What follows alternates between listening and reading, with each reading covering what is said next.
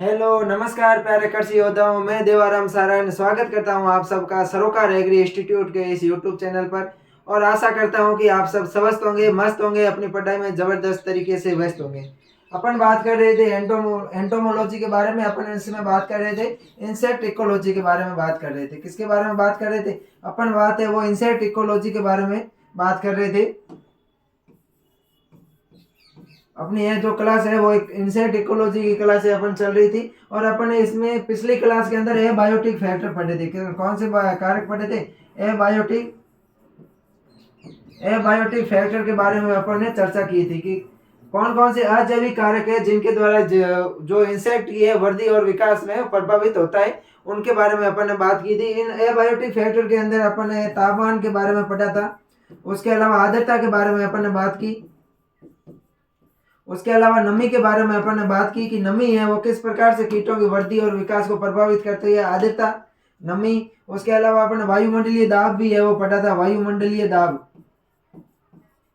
और मैं इनके साथ में बात करूं तो अपन ने जल व वर्षा के बारे में भी पढ़ा था। किसके बारे में? जल व वर्षा के बारे में भी पढ़ा था कि जल व वर्षा है वो किस प्रकार से कीटों की वृद्धि को प्रभावित करता है। फिर मृदा की प्रकृति के बारे में भी पढ़ा था अपन ने, यानी कि मृदीय कारक के बारे में पढ़ा था। कौन से कारक? मृदीय कारक। जैसे मृदा की प्रकृति हो गई, उनके बारे में, मृदा की संरचना, मृदा की कणाकार के बारे में, कि ये है जो कीटों की वृद्धि को किस प्रकार से वृद्धि और विकास को प्रभावित करते हैं, उनके बारे में अपन ने पढ़ा था। आज की क्लास के अंदर अपन पढ़ने वाले हैं बायोटिक फैक्टर के बारे में। किसके बारे में पढ़ेंगे? Biotic factor. आज का अपना टॉपिक है बायोटिक फैक्टर, यानी कि जीवित कारक। कि कौन कौन से जीवित कारक है, यहाँ कौन कौन सी ऐसी क्रियाएं हैं जिनके द्वारा कीटों की वृद्धि और विकास है वो प्रभावित होता है। मैं बात करते हैं अपन आज के टॉपिक पर। आज का अपन जो थर्ड टॉपिक है वो रहने वाला है इफेक्ट ऑफ बायोटिक फैक्टर, यानी कि जैविक कारक कौन कौन से। इनमें अपन फूड कंपटीशन पढ़ेंगे, नेचुरल एंड एनवायरमेंट रेजिस्टेंस पढ़ेंगे। क्या पढ़ेंगे इनके अंदर? अपन फूड कंपटीशन पढ़ेंगे, भोजन के मध्य जो प्रतिस्पर्धा होती है उनके बारे में बात करने वाले हैं। भोजन प्रतिस्पर्धा के अलावा अपन बात करेंगे एनवायरमेंटल रेजिस्टेंट, नेचुरल यानी कि प्राकृतिक, और जो पर्यावरणीय रेजिस्टेंस है, प्रतिरोधी है, उनके बारे में बात करेंगे।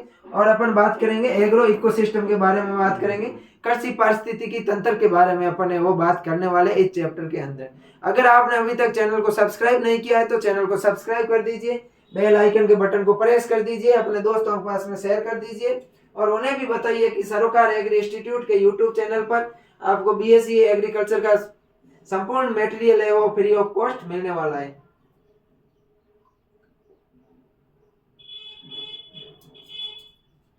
जैविक कारकों में वनस्पति पर जीवित जीवों, पौधों और जानवरों दोनों का प्रभाव शामिल है। अगर अपन बात करें जैविक कारक तो इनमें वनस्पति तथा वनस्पति पर जो जीवित जीव पाए जाते हैं, जीवित पौधे, जानवर पाए जाते हैं, इन दोनों का प्रभाव है वो शामिल होता है।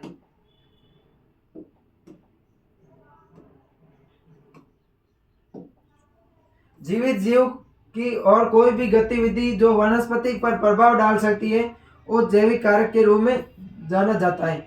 जीवित जीव की कोई भी ऐसी गतिविधि, कोई भी जीवित जीव है, वो जीवित जीव की कोई भी ऐसी गतिविधि जो वनस्पति पर प्रभाव डालती है, किस पर? वनस्पति पर प्रभाव डालती है, वो जैविक कारक के रूप में जाना जाता है। उसे किस रूप में जाना जाता है? अपन जैविक कारक के रूप में जानते हैं। जैविक कारक पूछे क्या होता है? क्या जीवित जीव की ऐसी कोई भी गतिविधि जो वनस्पति पर प्रभाव डालती है उसे अपन जीवित कारक कहते हैं, बायोटिक फैक्टर कहते हैं। जैविक कारकों में कीट भोजन की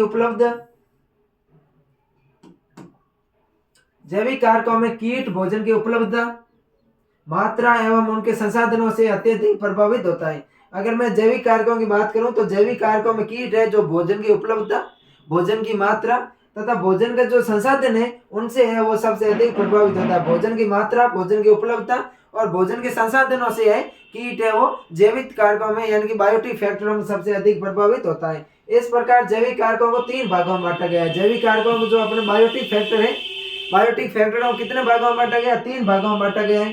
पहला है interaction between food and insect, यानी कि जो इंटरेक्शन बिटवीन है, जो अंतर संबंध है वो किसके बीच में? फूड एंड इंसेक्ट, यानी भोजन और इंसेक्ट के बीच में, कीट के बीच में। दूसरा है इंटरेक्शन बिटवीन प्लांट्स ग्रोइंग, यानी कि पादप वृद्धि के पर, किसके बीच में अंतर संबंध बात करें? अपने इंटरेक्शन बिटवीन प्लांट ग्रोथ यानी कि पादप वृद्धि के ऊपर बात करते हैं। उसके अलावा अपन तीसरे की बात करते हैं तो तीसरा अपना आता है वो, और तीसरा जैविक कारक है वो है इंटरेक्शन बिटवीन माइक्रो ऑर्गेनिज्म। क्या है तीसरा जैविक कारक है वो है interaction between micro organism. Interaction between micro organism के बारे में, इंटरेक्शन यानी अंतःक्रिया किसके बीच में, फूड और इंसेक्ट के बीच में, भोजन और कीट के बीच में क्या अंतःक्रिया है। उसके अलावा प्लांट्स ग्रोइंग यानी पादप वृद्धि के बीच में क्या अंतःक्रिया है। और फिर अपन लास्ट में बात करने वाले हैं माइक्रो ऑर्गेनिज्म यानी सूक्ष्म जीव। क्या सूक्ष्म जीव के बीच में अंतःक्रिया क्या रहने वाली है, इंटरेक्शन क्या रहने वाला है, उनके बारे में बात करते हैं। तो पहले अपन देखते हैं interaction between food and insect के बारे में। किसके बारे में बात करेंगे, interaction between food and insect के बारे में अपन बात करने वाले हैं। भोजन व कीटों के बीच में अंतःक्रिया की बात करेंगे। क्या कीट प्राय सर्वाहारी सर्वभक्षी होते हैं। क्या होते हैं कीट होते हैं वो सर्वाहारी होते हैं तथा सर्वभक्षी होते हैं। यानी कि ये सर्वाहारी का मतलब होता है ये वनस्पति तथा अन्य दूसरे जीवों को भी है वो खाते हैं। भोजन की गुणवत्ता व मात्रा कीटों की वृद्धि व विकास, जनन तथा उनके जीवन चक्र को प्रभावित करती है। भोजन की जो वृद्धि होती है, जो भोजन की मात्रा होती है, गुणवत्ता होती है, वो कीट नहीं बाकी सभी जितने भी जीव जंतु हैं उन सभी जीव जंतुओं की वृद्धि, विकास, जनन की प्रक्रिया होती है वो भोजन पर निर्भर करती है। उसी प्रकार भोजन की भी भोजन की जो गुणवत्ता और मात्रा होती है यह भी है जो कीटों की वृद्धि, विकास और जनन क्रिया पर प्रभावित करती है तथा उनके जीवन चक्र को है वो प्रभावित करते हैं। भोजन की आवश्यकता के आधार पर कीटों को निम्न भागों में बांटा गया है। जो अपना पहला है interaction between food and insect, दूसरा है इंटरेक्शन बिटवीन प्लांट ग्रोथ, और तीसरा है अपने जो जैविक कारक है इंटरेक्शन बिटवीन माइक्रो ऑर्गेनिज्म है। उसमें अपन पहले जो क्रिया पढ़ रहे हैं वो है interaction between food and insect के बारे में पढ़ रहे हैं, और अपन भोजन की जो आवश्यकता होती है उसके आधार पर कीटों को विभिन्न भागों में बांटा गया है उनके बारे में अपन बात कर रहे हैं। तो पहला इसमें आता है वो आता है ओमिनोरस आता है। क्या आते हैं ओमिनोरस इंसेक्ट आते हैं। ओमिनोरस इंसेक्ट का मतलब होता है सर्वभक्षी कीट। सर्वभक्षी कीट ओमिनोरस इंसेक्ट की बात करें अगर अपन तो ओमिनोरस इंसेक्ट इस प्रकार के कीट होते हैं जो पौधे तथा जीवों दोनों को खाते हैं, उन्हें सर्वभक्षी कीट कहते हैं। सर्व यानी सभी, भक्षी यानी भक्षण। सर्वभक्षी कीट होते हैं ये वनस्पति तथा दूसरे जीव होते हैं जो कीटों के अलावा जो अन्य प्रकार के जीव है छोटे मोटे उन सभी को है वो खाते हैं। वनस्पति और जीवों दोनों को खाने का कार्य करने वाले इंसेक्ट को क्या बोलते हैं, ओमिनोवर्स बोलते हैं, यानी सर्वभक्षी कीट बोलते हैं। उसके बाद में अपन बात करें तो अगला अपना आता है वो आता है कॉर्नोवर्स कीट। कौन से कॉर्नोवर्स इंसेक्ट आते हैं, यानी कि मांसाहारी कीट आते हैं। मांसाहारी कीट होते हैं ये वनस्पति को नहीं खाते हैं, केवल दूसरे कीटों का भक्षण करते हैं। वे कीट जो दूसरे जीवों पर या परजीवी के रूप में रहते हैं मांसाहारी कीट कहलाते हैं। मांसाहारी कीट क्या होते हैं, मांसाहारी कीट होते हैं कॉर्नोवर्सी कीट होते हैं। वो क्या होते हैं मांसाहारी या कॉर्नोवर्सी कीट होते हैं, ये दूसरे जीवों पर है वो परभक्षी या परजीवी के रूप में रहते हैं। किसके रूप में रहते हैं, परभक्षी या परजीवी के रूप में रहते हैं। परभक्षी का मतलब होता है उनको भक्षण कर लेते हैं, उनको समाप्त कर लेते हैं, दूसरे जीवों को नष्ट कर देते हैं। और परजीवी का मतलब होता है कि दूसरे जीवों को खत्म नहीं करते लेकिन उनसे वो भोजन प्राप्त करते रहते हैं, पोषण प्राप्त करते रहते हैं। परभक्षी कीट होते हैं वो दूसरे जीवों को नष्ट कर देते हैं, और परजीवी कीट होते हैं दूसरे जीवों को नष्ट नहीं करते हैं। परजीवी कीट होते हैं जो जीव होते हैं, परजीवी कीट होते हैं ये नष्ट नहीं करते, सिर्फ उनसे भोजन प्राप्त करते हैं। जैसे लेडी बर्ड बीटल हो गया, ये एक लाभदायक कीट होता है। ये कॉर्नोवर्सी कीट है जो दूसरे हानिकारक कीटों को मारता है और उनसे है वो फसलों की रक्षा करता है, इसलिए इसको अपन लाभदायक कीट बोलते हैं, और ये एक कॉर्नोवर्सी कीट है। अगला अपना आता है हर्बीवोरस। कौन सा आता है, हर्बीवोरस यानी कि शाकाहारी कीट।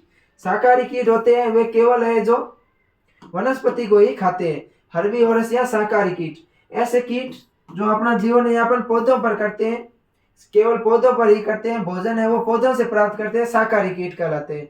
अगर मैं बात करूं हर्बीवोरस इंसेक्ट की बात करूं, शाकाहारी कीट की बात करूं, तो इस प्रकार के कीट जो केवल है जो वनस्पति को ही खाते हैं शाकाहारी कीट कहलाते हैं। इनके भी है वो 3 भाग होते हैं। जो शाकाहारी कीट होते हैं उनको 3 भागों में बांटा गया है, सीमित भक्षी, एकल भक्षी और बहुभक्षी। जो अपने शाकाहारी कीट होते हैं, शाकाहारी हर्बीवोरस की इंसेक्ट है, इनको 3 भागों में बांटा गया, एकल भक्षी, बहुभक्षी और एकल भक्षी सीमित भक्षी तथा बहुभक्षी, इन तीन भागों में बांटा गया है। अपन बात करें ओलिगोफेगस की, बात करें कौन सा, ओलिगोफेगस। ओलिगोफेगस, ओलिगोफेगस यानी कि सीमित भक्षी। इस प्रकार के कीट होते हैं जो विशेष कुल के पौधों को खाते हैं, केवल एक कुल के पौधों को ही खाते हैं, सीमित भक्षी होते हैं। इनको अपन सीमित भक्षी कहते हैं, किसी विशेष कुल के पौधों को खाते हैं। सीमित भक्षी का क्या मतलब होता है, जो ओलिगोफेगस कीट होते हैं वो किसी एक सीमित कीट को, किसी एक सीमित कुल को ही खाते हैं।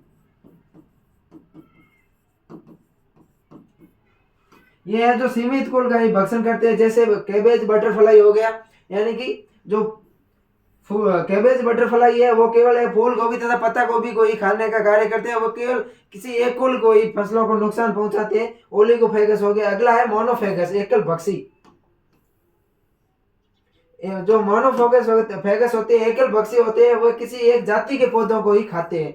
एकल भक्षी कीट क्या होते हैं, वो केवल एक जाति के पौधों को खाते हैं। और जो ओलिगोफेगस होते हैं, ओलिगोफेगस किसी एक कुल को खाते हैं। जैसे येलो स्टेम बोरर हो गया, ब्रिंजल शूट हो गया। येलो स्टेम बोरर है, ब्रिंजल शूट है। ये ब्रिंजल शूट है, केवल बैंगन को ही नुकसान पहुंचाता है, तो ये केवल किसी एक जाति के पौधों को ही खाते हैं, उनको अपन क्या बोलते हैं, मोनोफेगस बोलते हैं। और जो एक कुल के पौधों को खाते हैं, किसी एक विशेष कुल या फैमिली के पौधों को खाते हैं, उनको अपन ओलिगोफेगस बोलते हैं। और जो सभी प्रकार के पौधों को खाते हैं, उनको अपन पॉलीफेगस बोलते हैं।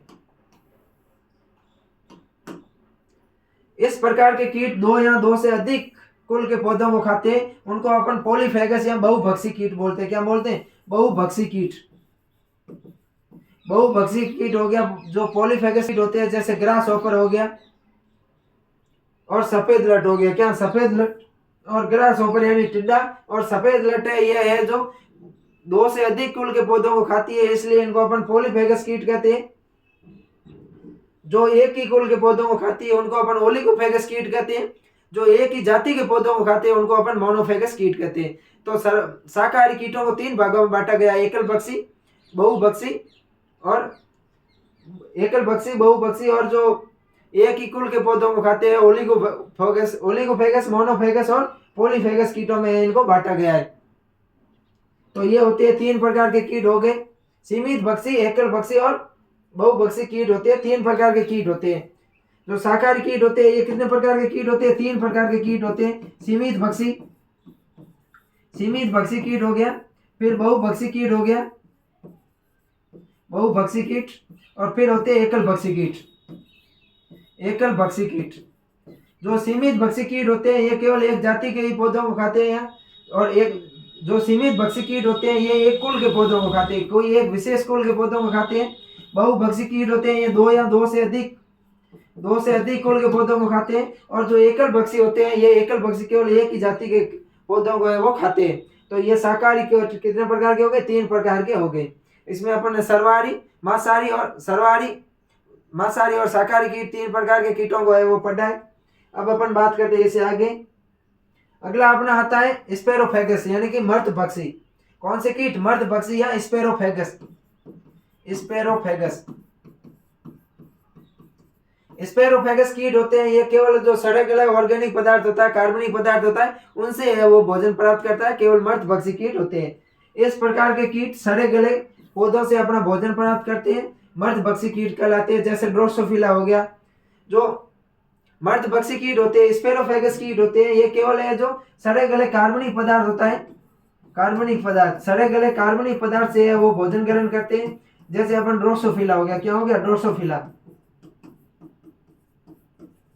ड्रोसोफिला है वो केवल सड़े गले कार्बनिक पदार्थों से भोजन प्राप्त करती है, पेड़ पौधा भोजन प्राप्त करती है, इसलिए इसको अपन स्पेरोफेगस या मर्दजीवी कीट कहते हैं। अगला आता है स्केवेंज। स्केवेंज यानी कि सफाई करने वाले कीट। कौन से कीट आते हैं, स्केवेंज यानी कि सफाई करने वाले कीट। सफाई करने वाले कीटों की मैं बात करूं तो इस प्रकार के कीट मर्द कार्बनिक पदार्थों से भोजन प्राप्त करते हैं। स्केविंग जो इंसेक्ट होते हैं, ये मर्द कार्बनिक पदार्थों से वो भोजन प्राप्त करते हैं, तो इनके बोलते हैं अपन सफाई करने वाले कीट। ये लगभग है वो मर्दभक्षी के समान ही होते हैं। तो ये तो अपना हो गया interaction between food and insect के बीच में हो गया, भोजन तथा कीट के बीच में अंतःक्रिया हो गई। इसमें अपन ने तीन प्रकार के कीटों को बांटा, सर्वाहारी, शाकाहारी, मांसाहारी। शाकाहारी कीटों को अपन ने वो तीन भागों में बांटा था। और फिर अपन ने पढ़ा था इन कीटों के बारे में, परजीवी के बारे में, स्कैवेंज के बारे में। अब अपन बात करने वाले इंटरेक्शन बिटवीन प्लांट ग्रोविंग, यानी कि पादप जो पौधों की वृद्धि होती है उनके बीच में कीटों का क्या संबंध है, कीटों की क्या अंतःक्रिया है, उनके बारे में अपन बात करने वाले हैं। प्लांट ग्रोविंग के बारे में अपन बात करने वाले हैं। तो कुछ पौधे ऐसे होते हैं जो अपने आनुवंशिक गुणों के कारण कीट व रोगों का प्रकोप कम हो जाता है। कुछ पौधे क्या होते हैं, ऐसे होते हैं जिनके अंदर ऐसे आनुवंशिक गुण पाए जाते हैं, उसके कारण उसमें आनुवंशिक गुणों के कारण कीट तथा रोगों का प्रकोप होता है वो कम होता है, तथा ये पौधे इसी क्षमता को रेजिस्टेंस या प्रतिरोधकता कहलाता है। और इससे किस्मों को प्रतिरोधी किस्में कहते हैं। इसमें अपन बात करें प्रतिरोधकता की, प्रतिरोधकता या रेजिस्टेंस की बात करें तो रेजिस्टेंस या प्रतिरोधकता क्या होती है कि कुछ विशेष पौधों के अंदर इस प्रकार की क्षमता पाई जाती है, जेनेटिक्स आनुवंशिक क्षमता पाई जाती है, जिसके कारण वो कीट तथा रोगों का प्रतिरोध करते हैं, कीट तथा रोगों का उन पर आक्रमण नहीं होता है। ऐसे पौधों को अपन वो प्रतिरोधकता बोलते हैं और ऐसी किस्मों को अपन प्रतिरोधी किस्मों के नाम से जानते हैं। आर.एच. रेटर ने 3 तरह के प्रतिरोधकता का प्रतिपादन किया था। जो आर.एच. रेटर नामक साइंटिस्ट है, इन्होंने है वो रेजिस्टेंस को 3 भागों में बांटा था। कितने भागों में बांटा था? रेजिस्टेंस को 3 भागों में बांटा।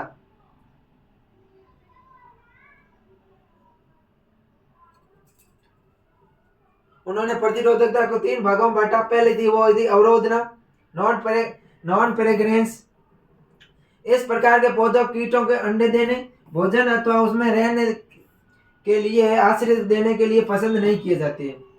जो अवरोधना होती है, नॉन पेरेग्रेंस होती है, ये क्या होती है कि इस प्रकार के जो पौधे होते हैं उनके अंदर कीट है वो अंडे देना, उनसे भोजन प्राप्त करना या उनसे आश्रय देने के लिए है वो पसंद नहीं करते, उसको अपन बोलते हैं अवरोधना बोलते हैं। जो कीट होते हैं, कीटों का है वो पौधे अवरोध करते हैं, भोजन देना पसंद नहीं करते, आश्रय लेना भी पसंद नहीं करते और कीट है उनसे अंडे देना भी है वो वहां पर पसंद नहीं करते हैं। अगला अपना आता है प्रतिजीविता या एंटीबायोसिस। एंटीबायोसिस की मैं बात करूं तो इस प्रकार के पौधे कीट के जीवन पर प्रतिकूल प्रभाव डालते हैं, उसको अपन एंटीबायोसिस कहते हैं।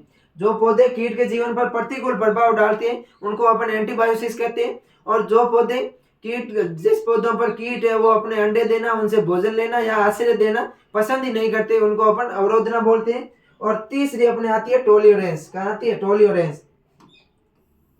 टोलरेंस है मतलब होता है सातनता। टोलरेंस प्रतिरोधी पौधे कीटों के प्रकोप को सहन करने की क्षमता रखते हैं या उनमें आक्रमण कम होता है, उसको अपन टोलरेंस कहते हैं। टोलरेंस की बात करूं तो टोलरेंस क्या होता है? टोलरेंस का मतलब होता है कि कुछ ऐसे पौधे होते हैं वो कीटों के प्रकोप को सहन कर लेते हैं या उनके अंदर है वो सहन करने की क्षमता पाई जाती है, यहाँ पर उनके ऊपर कीटों का प्रकोप नहीं होता है, उनको अपन टोलरेंस बोलते हैं, सततता बोलते हैं। तो ये हो गई आर.एच. अपन वैज्ञानिक थे, उन्होंने प्रतिरोधकता को 3 भागों में बांटा था, उनके बारे में अपन ने बात कर ली। पहला था अवरोधना, जो है जिसके अवरोधना में क्या होते हैं, कीट है वो अंडे देना, आश्रय लेना और उनसे भोजन प्राप्त करना है वो पसंद नहीं करते। अगली है अपनी एंटीबायोसिस। एंटीबायोसिस में क्या होता है कि कीटों के ऊपर है पौधों का प्रतिकूल प्रभाव पड़ता है, पौधों का है वो कीटों पर प्रतिकूल प्रभाव पड़ता है, उसको अपन एंटीबायोसिस कहते हैं। फिर अगला है टोलरेंस। टोलरेंस में क्या होता है, जो प्रतिरोधी पौधे होते हैं वो कीट का आक्रमण सहन कर लेते हैं, सहन करने की क्षमता होती है या उन पर प्रभाव नहीं पड़ता है। उसके बाद में अगला अपना जो तीसरी क्रिया है वो है इंटरेक्शन बिटवीन माइक्रो ऑर्गेनिज्म, यानी कि सूक्ष्म जीवों के मध्य सहसंबंध क्या है, सूक्ष्म जीवों के मध्य जो अंतःक्रिया है वो क्या है। 2 अंतःक्रिया सहसंबंध अपन पढ़ ली है, फूड एंड इंसेक्ट और दूसरा प्लांट ग्रोविंग। अब अपन बात करते हैं माइक्रो ऑर्गेनिज्म की। तो माइक्रो ऑर्गेनिज्म की है वो 2 प्रकार के संबंध बनाता है, एक तो बनाता है पॉजिटिव रिलेशन और एक बनाता है नेगेटिव रिलेशन। क्या बनाता है? पॉजिटिव रिलेशन और एक बनाता है नेगेटिव रिलेशन। पॉजिटिव रिलेशन होते हैं वो धनात्मक होते हैं और जो नेगेटिव रिलेशन होते हैं वो ऋणात्मक होते हैं। अगर मैं बात करूं स्टूडेंट्स पॉजिटिव रिलेटेड की बात करूं तो पॉजिटिव रिलेटेड की, यहाँ पर बैठो सर, पॉजिटिव रिलेटेड की मैं बात करूं तो इसमें धनात्मक संबंध, सहभोजिता और सहोपकारिता कौन से आते हैं? धनात्मक संबंध, सहभोजिता तथा सहोपकारिता है वो आते हैं। दूसरा इसमें जो रिलेशन आता है वो आता है ऋणात्मक रिलेशन। कौन सा रिलेशन आता है? दूसरा इसमें रिलेशन आता है वो आता है ऋणात्मक रिलेशन। अगर अपन ऋणात्मक रिलेशन की बात करें तो इसमें आती है स्पर्धा, कॉम्पिटिशन।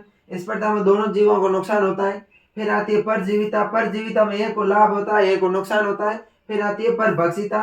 परभक्षिता में भी एक को लाभ होगा और एक को नुकसान होगा। तो ये हो गया अपना ऋणात्मक संबंध और ये हो गया पॉजिटिव रिलेशन। अब अपन देखते हैं आगे, अपन पॉजिटिव रिलेशन को एक एक चीज को अपन ध्यान से देखते हैं। अगर पॉजिटिव रिलेटेड रिलेशन की अपन बात करें, धनात्मक संबंध की बात करें, तो इसके अंतर्गत कीट संख्या एक दूसरे की सहायता करती है। क्या करती है? कीट की संख्या होती है वो एक कीट दूसरे कीट की वो सहायता करती है।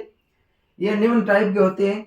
अगर मैं पोजीशन रिलेशन की बात करूं तो पोजीशन रिलेशन में क्या होता है कि एक कीट होता है वो दूसरे कीट की सहायता करता है। इसमें दोनों होंगे वो धनात्मक होंगे, यानी कि एक कीट दूसरे कीट को क्या करेगा? सहायता करेगा। लेकिन अपन नेगेटिव रिलेशन की बात करें तो इसमें यहाँ तो दोनों कीट एक दूसरे के लिए प्रतिस्पर्धा करते हैं, कंपटीशन करते हैं, हानिकारक होते हैं, दोनों को हानि होगी, या फिर एक कीट को लाभ होगा तथा दूसरे कीट को हानि होगी, वो होता है। अगर मैं बात करूं इसमें पोजीशन रिलेशन की मैं बात करूं तो इसमें पहला आता है वो आता है सहभोजिता। क्या आता है?